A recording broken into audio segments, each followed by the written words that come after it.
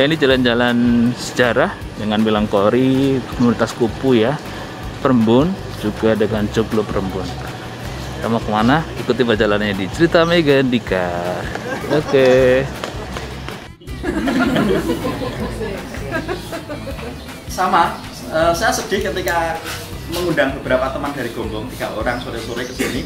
Pertanyaan pertama adalah, ini kita masih Kebumen ya Pak? Bahkan dia nggak tahu bahwa ini masih Kebumen, karena Perembun memang nggak dianggap. Tapi memang worth it untuk dilihat, karena Perembun itu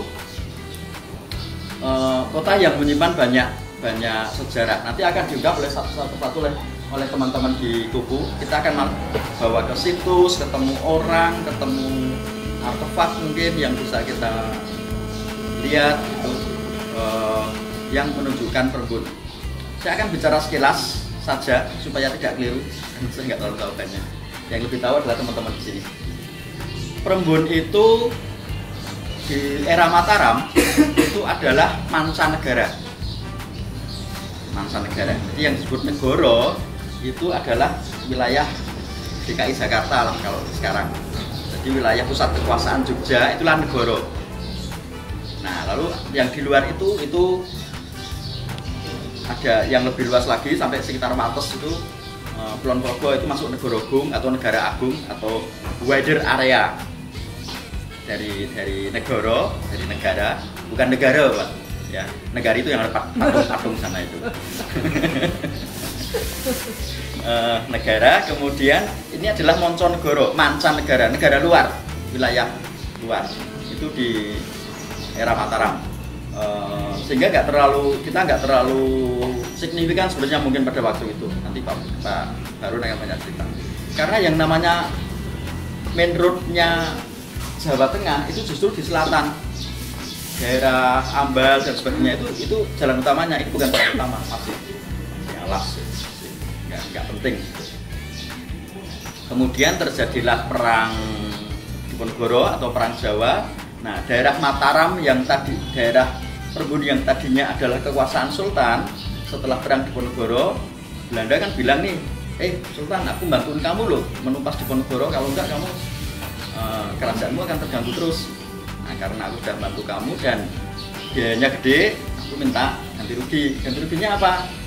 Daerah mancanegara tak minta, tak kuasai. Bagelen, ini dulu namanya daerah Bagelen, daerah Banyumas, Ledok Wonosobo diminta oleh Belanda menjadi wilayah kekuasaan Belanda. Jadi daerah sini, daerah Gombong, daerah Kemayatan, daerah Wonocolo, daerah Banyumas itu menjadi ada di bawah kolonial itu setelah perang Jawa 1830. Di perang Jawa yang 1825 sampai 1830, tepat setelah adzan maghrib.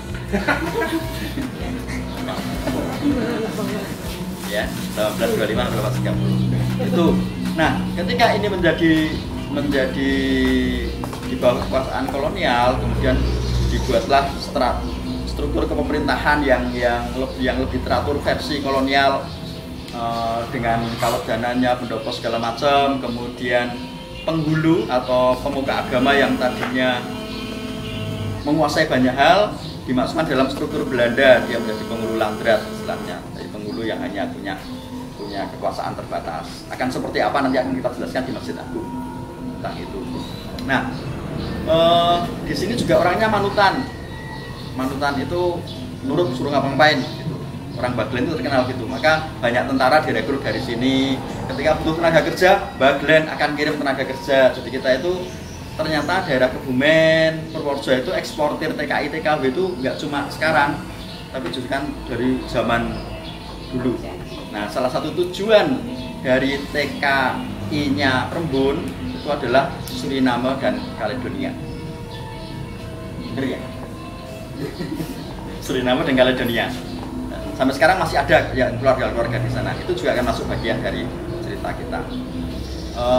Lalu di sini juga ada kantong-kantong pesantren.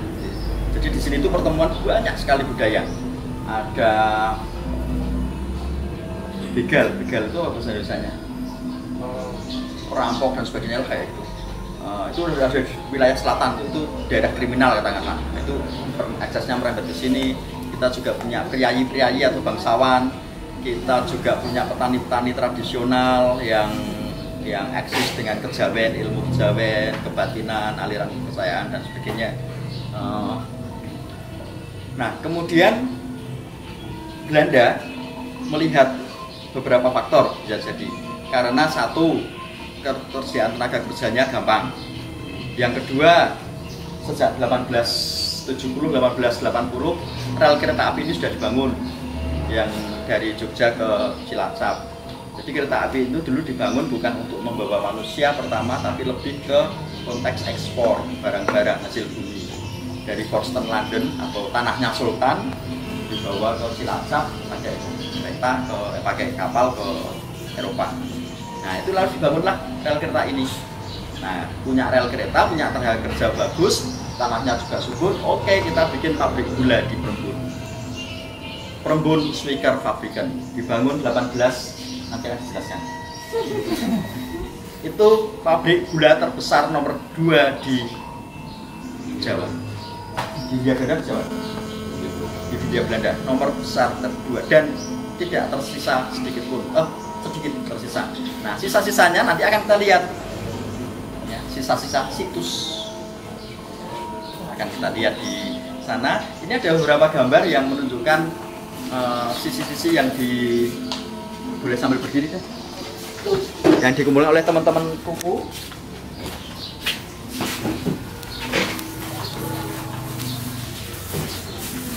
Jadi dulu tebu-tebu itu kebunnya itu sampai daerah Bocor Kebumen Selatan itu daerah tebunya. Kemudian dibawa ke pabrik dengan tram, dengan lori. Nah, ini lori-lori yang ada di Prembun pada masa itu. Di sini selain daerah ini administraturnya pabrik gula dulu namanya Pak Kaperman. Teman-teman juga menelusur, ternyata ketemu identitasnya dan sebagainya. Salah satu pejabat dari pabrik gula pada masa itu. Rata-rata pabrik manajer ke atas itu memang dari Belanda, baru tingkatan mandor, tingkatan operasional itu baru orang-orang Jawa. Ini daerah Prembun ketika banjir, memang daerah sini sampai sekarang daerah banjir. Karena itu di selatan kita kenal satu kecamatan namanya Bonorowo, dari kata rawa dan Bono itu beno itu artinya banjir. Udah rawa kebanjiran lagi didobel. Sampai sekarang namanya Bonorowo. Ini kalau kondisi banjirnya. Kita akan nanti ke salah satu situs yang di sana sekarang menjadi kantor polisi, tapi sebenarnya itu adalah kantor direktur atau administrator pabrik gula. Di sana pernah berkantor Pak Sarwo Edi, Pak Ahmad Yani, tokoh-tokoh militer Indonesia pernah berkantor di sana. Ini salah satu dari teman-teman kuku yang membuat ilustrasi dari rumah-rumah dinas yang akan kita kunjungi juga. Ini beberapa, ini foto-foto dulu yang sekarang sudah beberapa berubah, beberapa masih cukup kita temukan. Ini yang ditemukan oleh teman-teman pusaka Prembun ketika mereka belusukan ke kebun. Jadi jangan dikira nggak ada yang seru di sini. Ya, ini adalah rel lori.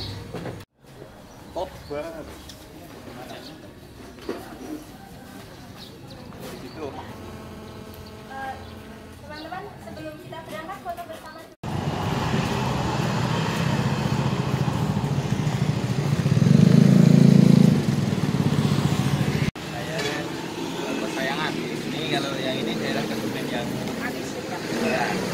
Ini tembakau Kebumen Barat. Ini daerah Karanggayam. Yang ini daerah Prembun. Oh, di Prembun kelihatan lebih putih ya.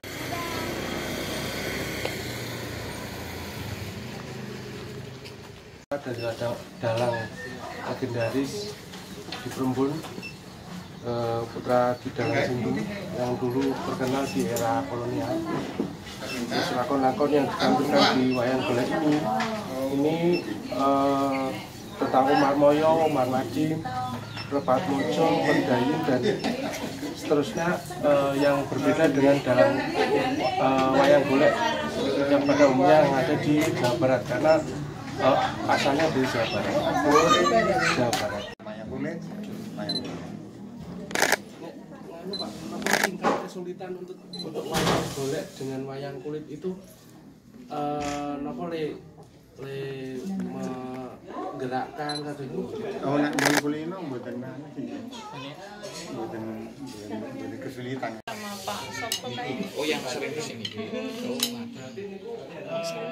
Yang pernah baca buku novel judulnya Papillon, gambarnya kupu-kupu, kamu harus baca, minta belikan ya, bagus. Itu kisah mengenai orang-orang yang ada di Amerika Selatan, daerah koloni daerah itu. Nah, di sana ada koloninya Prancis di Guyana. Guyana itu dua, dibagi Guyana Prancis sama Guyana Inggris.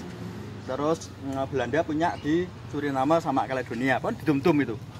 Didum-dum antara negara-negara kolonial. Nah, Belanda dapat Suriname sama Kaledonia.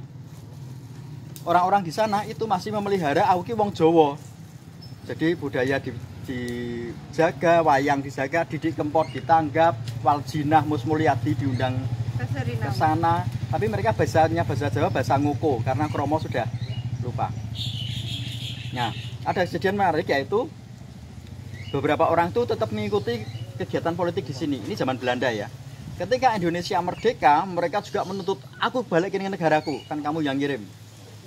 Nah, waktu itu kemudian terjadi perundingan dengan pemerintah Indonesia yang masih awal. Kalau dibawa ke Jawa, Jawa sudah terlalu padat. Kasih tempat di Sumatera Barat. Akhirnya di Sumatera Barat dibuatkan satu area untuk menampung mereka, orang-orang Suriname.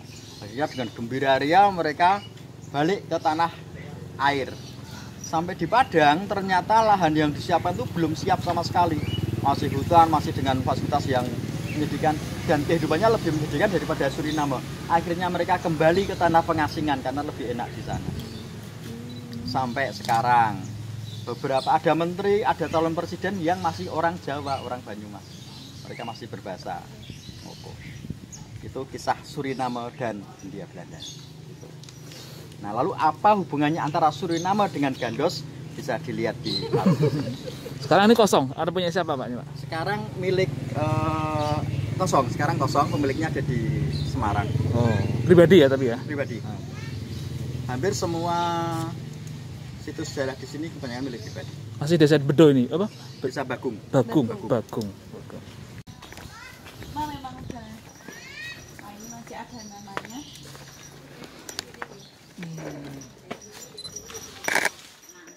Musik. Kondisinya udah seperti ini. Oh, kayak rumah lama ini, Bang. Ya.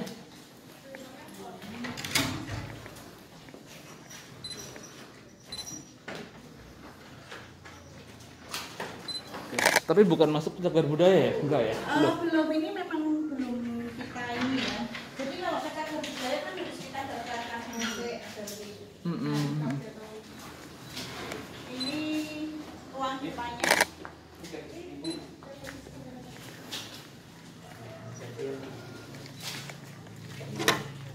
Nah, ininya kan udah diganti. Oh iya. Top.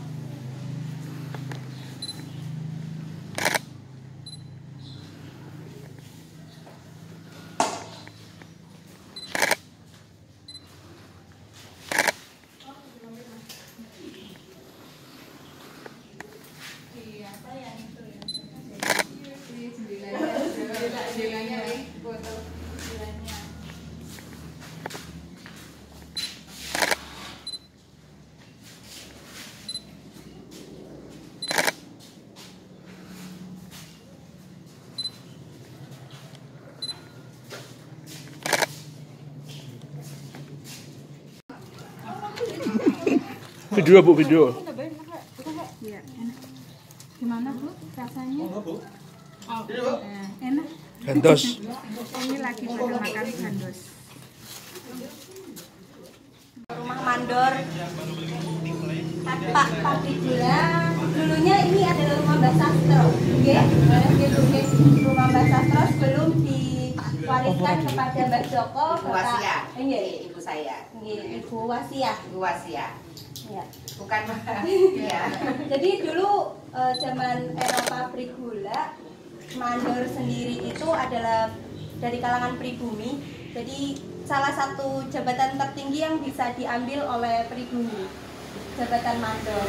Nah, mandor itu bertugas untuk mengawasi dan mengontrol kegiatan yang dilakukan oleh buruh atau para pekerja pada waktu pabrik gula tersebut. Dan kepala mandor namanya itu sinder.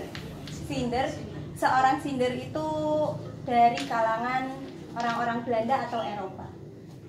Nah, nanti kita bisa melihat, boleh masuk ke dalam? Boleh, gitu? silakan. Nanti kita masuk ke dalam melihat lokasi rumahnya yang kebetulan di sini masih ada kamar mandinya, batapnya masih asli, tapi beberapa bagian dari rumah ini sudah direnovasi dan beberapa barang juga sudah hilang, tapi masih ada yang tertinggal seperti ada gelasnya, Ibu, ada gelas, lemari, terus ada yang buat bejana, terus dari barang-barang dari Kuningan dan Tembaga beberapa, sama meja kursi dari kemarin saya lihat ada marmer. Ada, ya. Iya, meja kursi dari marmer. Mungkin Mbak Elda bisa cerita sedikit ya. Saya tadi ngobrol ada yang menarik sekali dari cerita Mbak Elda tentang Mbak Sastra Londo. Monggo Mbak Elda. Waduh, mudah-mudahan saya tidak salah. Sebelumnya, Assalamualaikum warahmatullahi wabarakatuh. Terima kasih sudah menyempatkan diri mampir ke sini, ke rumah keluarga besar Ibu Wasia Sopo Sumitro, yang mana beliau selalu berpesan untuk tidak merubah aslinya. Jadi ini tetap asri, hanya saja beberapa hal memang karena temboknya waktu itu sudah rapuh, jadi temboknya yang diganti, tapi bentuknya masih asli, bentuknya tidak diubah sama sekali. Saya mendengar dari almarhum Mbak Welas atau Mbak Sastro itu, beliau bercerita begini, Mbak kok kan dengan kalem bagus, sombong gitu kan. Iya, dulu Mbak menikah dengan orang Belanda. Pada saat itu memang beliau tidak punya putra. Nah, saya juga kurang paham nama, tadi Mbak ceritanya siapa namanya yang beliau ceritakan ke saya, dimakamkan di Gonggong. Kami pernah ziarah ke sana tapi lali namanya siapa. Ada di Gonggong beliau. Beliau meninggal, Mbah Welas ini menikah dengan mandor pabrik gula atau pabrik tebu yang namanya Mbah Sastro Rejo itu.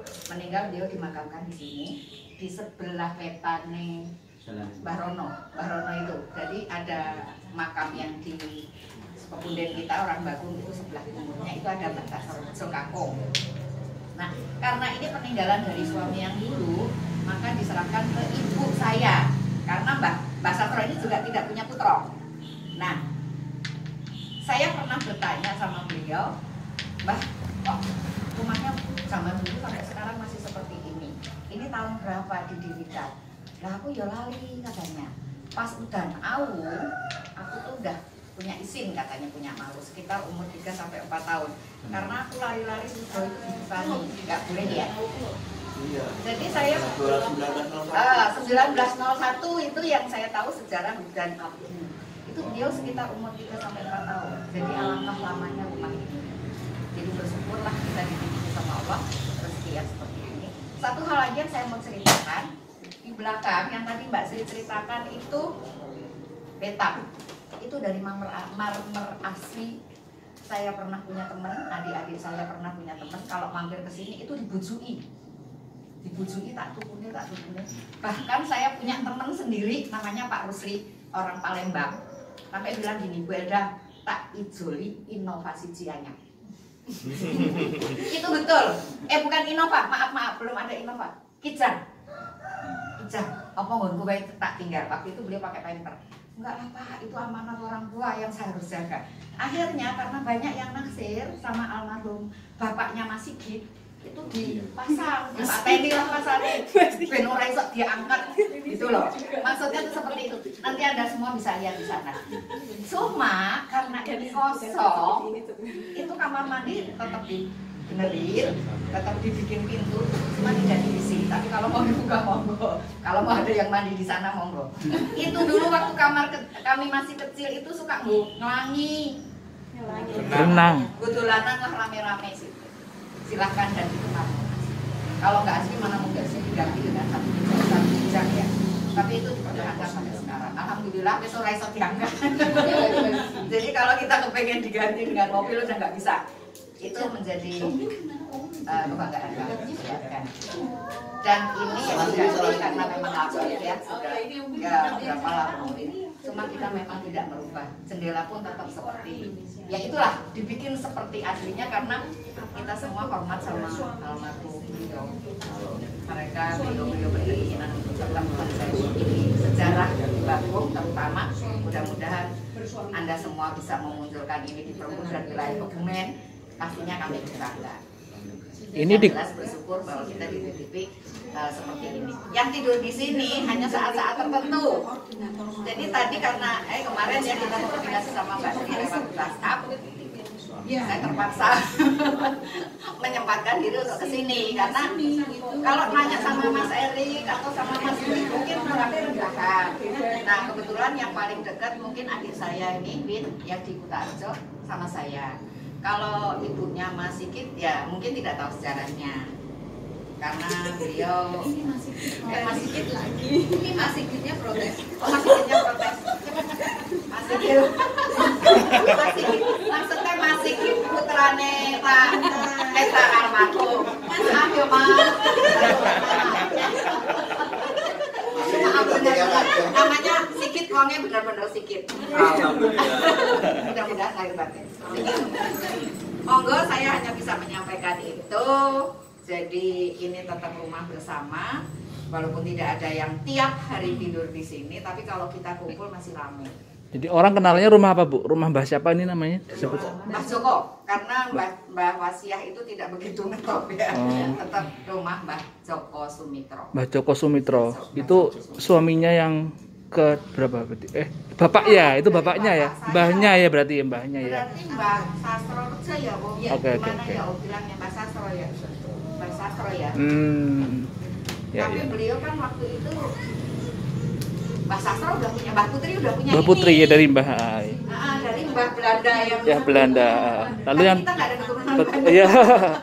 Tapi kemudian ini yang punya Belanda, orang Belanda itu, kemudian suami yang berikutnya kan mandor tuh Ibu ya. Oh iya ya. Tapi tinggal melanjutkan aja ya Bu itu ya. Oke. Waktu itu bikin Nggih. tekel yang warna-warni itu lucu. Cuma kan iya itu lucu. Cuma kita tidak punya fotonya sama sekali zaman ya. Siap. Hanya karena tidak ditempatin, kurang terawat rakyat. Siap. Jadi di bawah itu luar biasa. Nah kita sempat bingung. Anda tahu semua lah bagaimana kalau renovasi itu lebih mahal daripada kalau baru. Akhirnya dibobok semuanya, layarnya dibilangi, diganti lagi. Nggih.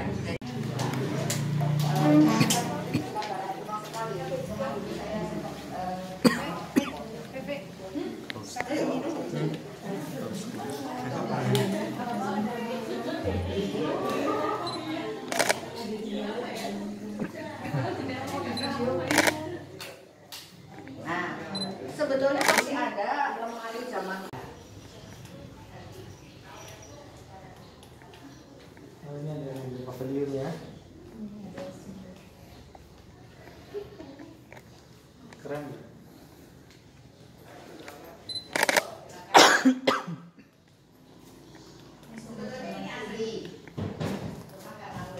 banyak yang jadi ini ganti kalau mau dibuang kok eman-eman gitu loh sayang.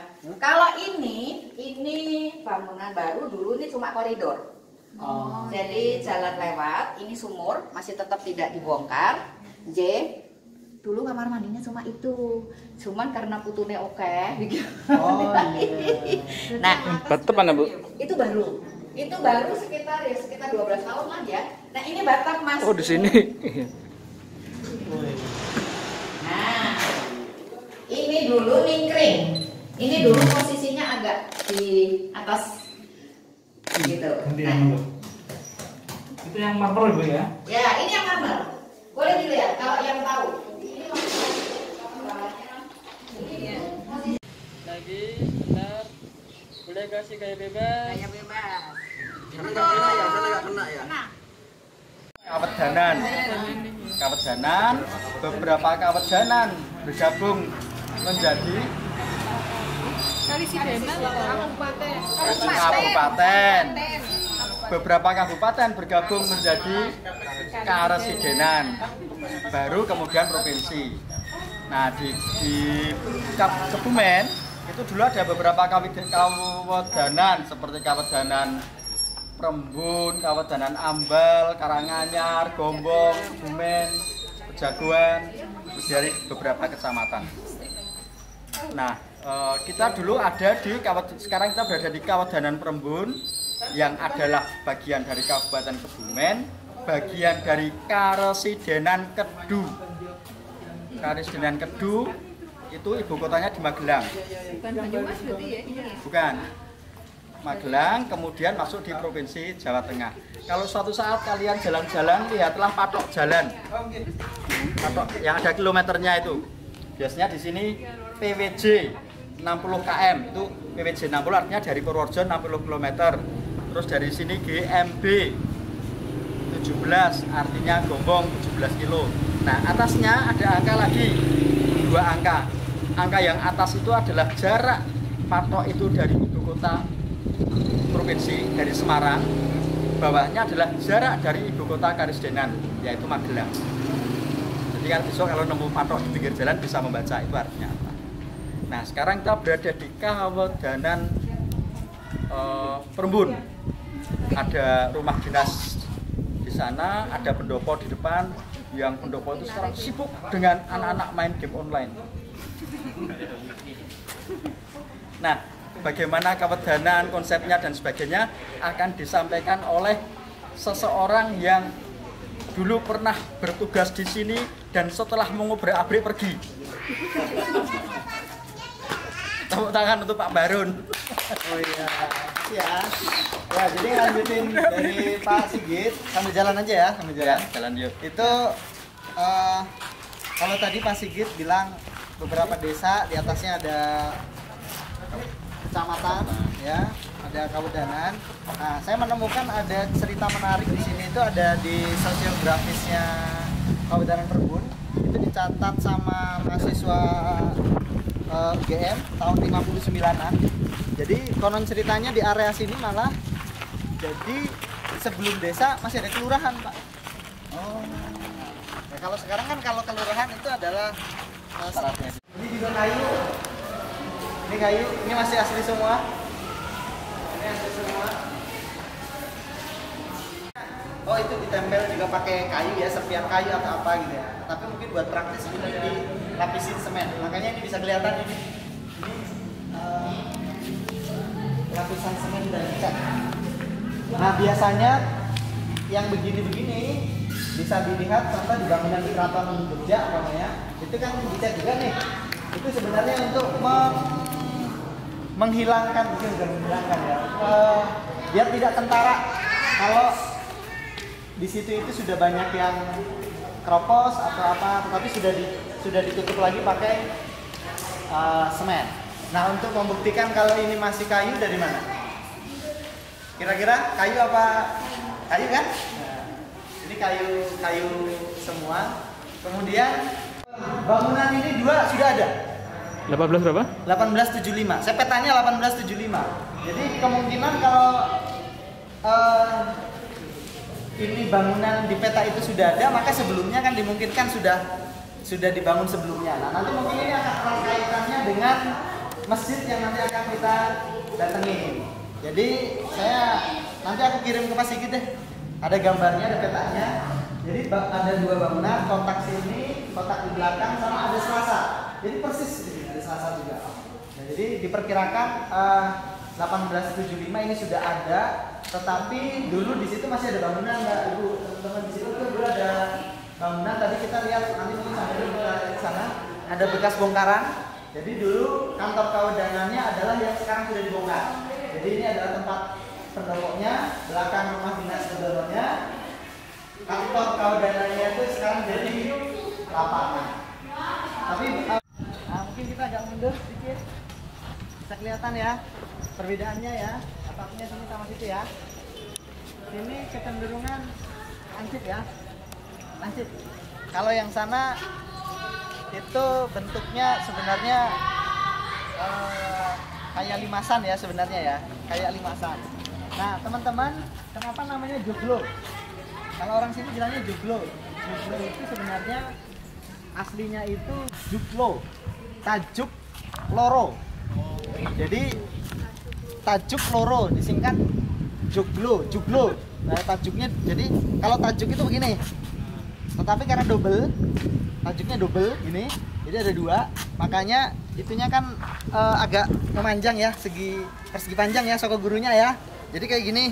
Nah atapnya jadi lurus. Nah itulah kenapa namanya joglo. Nah ini kalau umpamanya digambar di konstruksi Mas Adi, itu aslinya atapnya begini. Gitu. Tapi atapnya ya betul. Nah, sekarang kita lihat ke sini. Ini selasar yang tadi saya cerita. Selasar ini juga kalau digambar sudah ada. Nah, tetapi originalitas ini apakah dibangun di tahun itu atau tidak, kita masih perlu kaji. Ini adalah rumah dinas rumah dinas Wedono Prembun. Nah, Wedono Prembun ini dari tahun-tahun saya melihat ada di beberapa dokumen di Almanak ya, itu sudah banyak Wedono yang di Kebumen atau hanya tinggal di Prembun. Jadi di Kebumen itu ada di Karanganyar, ada di Gombong, ada di Pejagoan. Nah, itu sudah tidak sealami, seasli di Prembun. Jadi teman-teman kalau berdiri di sini, ini ada rumah dinasnya, ada pendopoknya, punya alun-alun di depannya, sebelah kanan ada masjidnya, di depan sana ada pasarnya, dan konon ceritanya tadi mungkin kelewat sama Mas Eli, konon ceritanya di situ masih ada dulu pernah digunakan sebagai penjara, ada di sebelah kiri. Nah kalau itu bener ya, masih ada ya? Nah berarti memang komplit ada di Prembun. Jadi spesial. Kalau teman nanti ke Pejagoan udah nggak ada, ke Karanganyar udah direhab. Nah yang asli di sini. Nah teman-teman, mari kita masuk. Ya. Bismillahirrahmanirrahim. Assalamualaikum. Ini masih asli. Ininya asli. Ininya asli. Itu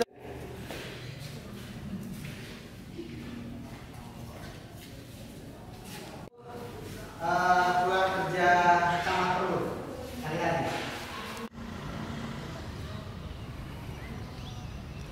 Biasanya kan harusnya dari kanan ke kiri. Nah, kalau ini jadinya dari kiri ke kanan. Itu mimbar yang warna hijau dan kuning. Ada tulisan Jawanya, ada tulisan Arab. Iya, ada tulisan Jawanya, ada tulisan Arabnya. Terus ada tulisan Arab yang dibaca memang Arab, ada tulisan Arab yang dibacanya Jawa. Jadi Arab Pegon ya. Itu tahun berapa Mas? Ya? Tahun berapa? Tahun 1877. Mimbarnya. Tapi jadinya masjid diperkirakan 1845 apa ada tulisannya di situ sebenarnya itu. Tapi bangunan aslinya juga nggak ada sama sekali. Sudah nggak ada. Bandulek. Kok sebutnya Bandulek apa? Bandulek itu paraban ya. Oh. Orang kelas 1, karena zaman dulu kan ada 3 ya, orang kelas 1 itu adalah orang dari Eropa. Ya. Kemudian yang kelas 2 itu adalah orang dari timur ya, Arab timur dan seterusnya. Nah, yang pribumi, yang masyarakat biasa itu yang di kelas 3. Agak ke bawah. Mungkin untuk menahan getaran atau untuk hal-hal lain kita nggak tahu. Nah kita sekarang akan masuk ke salah satu situs utama dari pabrik, di mana dulu tapak dari mesin-mesin besar itu dibuat. Mesinnya sudah nggak ada. Kenapa nggak ada nanti akan dilakukan oleh Bu Sri. Eli. Oh Pak Eli. Pak Sigit. Oh Pak Eli. Muter. Nah, itu kita sudah melihat kalau batu bata zaman dulu itu tidak sekecil itu, tapi lebih besar. Siapa tahu nemu di sini batu bata atau genteng atau apa yang dijelaskan. Karena ini jadi salah satu.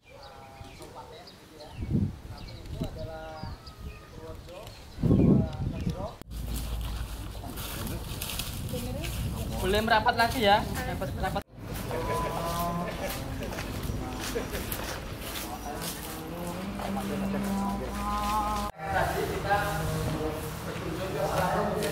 Masih dimanfaatkan, masih digunakan.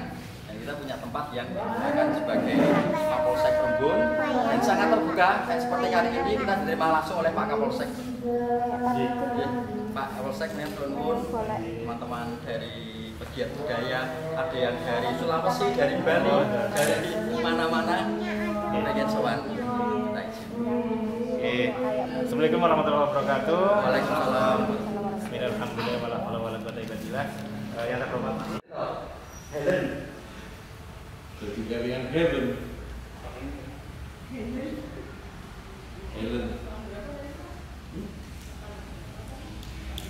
Pabrik mulai beroperasi tahun 1891 di bulan Mei, tanggalnya yang saya dapat.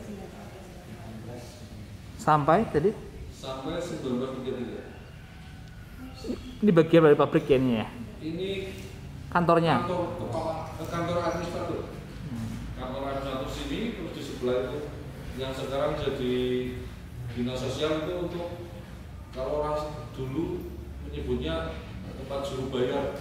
Jadi para pekerja itu ambil gaji. Ada yang satu Prabowo Kas.